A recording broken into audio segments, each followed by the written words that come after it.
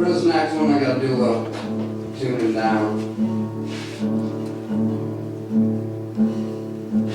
Some kids in their dang tuning.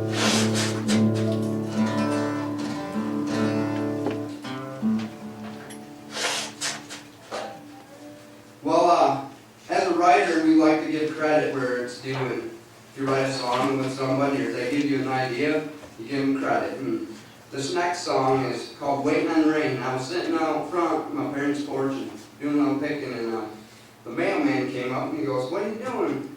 Doing some picking?" I said, "Yeah, I'm picking. It's a real hot day, just waiting on the rain." I hated my head, so wrote that down. I wrote a song, and next time I see that mailman, I go, "Thank you, sir, for making conversation with me. I made a song out of it," and I played it for him, and he's like, "Wow," he's like, "glad to be part of something." So if you write with somebody or they give you an idea, give them some credit.